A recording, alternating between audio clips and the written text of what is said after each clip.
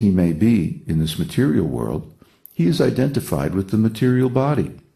And according to the esoteric teaching, as long as we identify with this body, we are no better than cats and dogs, because they also identify with the body. Therefore, Krishna says, asocyan anvasocas tvam, prajna-vadams bhasase. While speaking learned words, you are mourning for what is not worthy of grief. Bhagavad-Gītā 2:11. Is this wrong? Yes, because gatasun agatasums cha, the body, whether with the soul or without the soul, whether living or dead, is material. So there is no point in lamenting for the material body at any stage. Otherwise, we are simply artificially manufacturing so many problems for ourselves. Will lamenting for old age make us any younger? Will lamenting over the fact that we must die stop us from dying? Will lamenting over the fact that the body becomes diseased save us from disease? Of course not. This lamentation is simply a waste of time and energy. As long as the soul and body are together, we should not be very much interested about the bodily comforts or waste time in lamentation. Instead, we should be interested in making progress in spiritual consciousness. That is making the best use of our limited time in this body. When this body is finished, whatever spiritual advancement we have been able to attain becomes the basis for our next embodiment. And if we reach spiritual perfection in this life, we get a perfect spiritual body in the next life. But people in general are simply engaged in relentless pursuit of bodily comforts. The whole world is going on like cats and dogs, with no real spiritual life. Materialistic civilization means bodily comfort. They take it as a given that civilization means to increase the bodily comforts of life. That is their idea. But they do not seem to understand that even if we are able to increase our bodily comfort unlimitedly, the body still will die.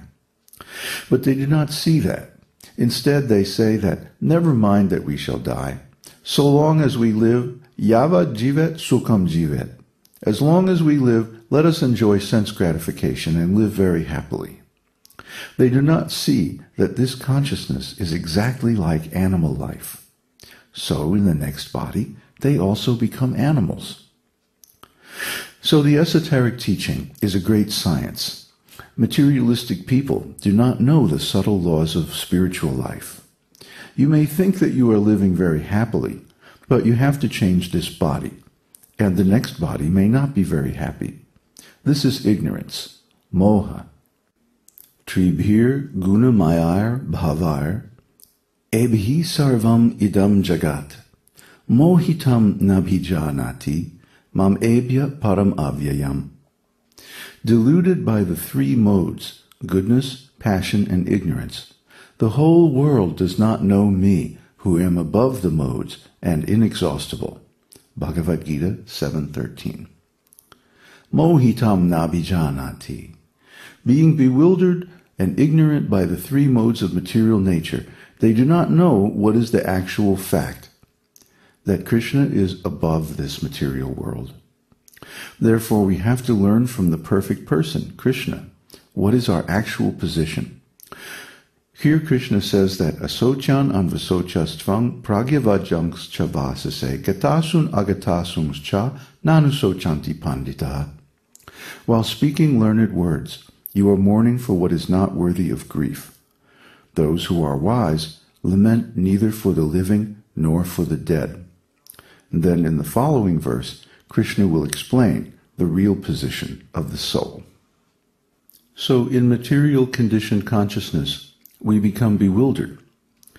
We think that the body is the self. And then we become entangled in so many material relationships based on bodily sense gratification. My mother and father are my parents. Then I have my sisters and brothers, and my cousins, and uncles and aunts, and so many other relatives, all based on the bodily relationship. And then I have all these possessions. You see, so many material objects, and they're all mine. Why? Because they're in relationship with this body. I think that I am the possessor and the enjoyer of these different objects. And then, when I get out into the real world, I find that there are so many people with so many different ideas, so many different objectives, all crossing my needs and objectives. And there's a huge competition for material sense gratification, for material objects, money, power, wealth, fame, so on and so forth. So in my confusion and my ignorance, I may try to say that, well, actually, this is all nothing. Because we become overwhelmed by the variegatedness and complexity and confusion of material existence. We may try to say, well, actually, this is all nothing. It's all illusion. And this is Buddhism and Mayavadi impersonalism. Because overwhelmed by the complete confusion and variegatedness of material existence and bewildered by the competition and the cross purposes that we encounter in material life, we may try to say, oh, actually it's all zero, it's all nothing, or it's all one, which is the same thing. So, because these different philosophies are there, we may become tempted by them, and this is also a material thing. Why? Because real spiritual life is defined in the Vedas as being devotion to God, devotional service to Krishna. This is real spiritual life. Other theories are simply different people's ideas. They don't come from a higher source. They're just human inventions, and poor quality ones at that.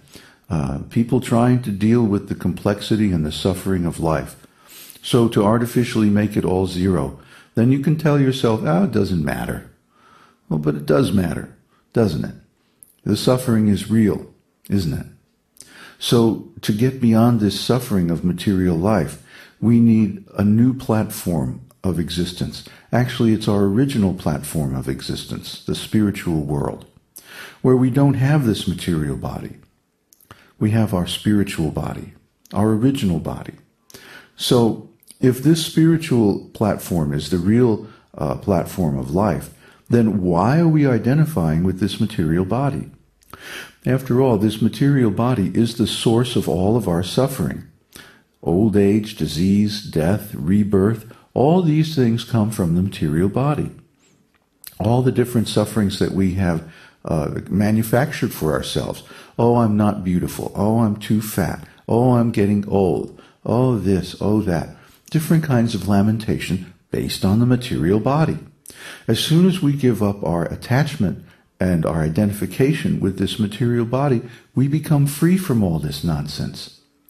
And we get to pursue our original spiritual existence, our original spiritual identity in relationship with Krishna. This is real spiritual life, and this is the subject matter of the esoteric teaching. So we don't say artificially make it all zero, just make it all nothing and try to make believe that it's going to go away. It's not going to go away. You're going to have to take another body if you think like that. We say, take the advice in the Vedic literatures, take the advice of Krishna, the supreme authority, the supreme personality of Godhead, and use this valuable information to recover your perfect spiritual body.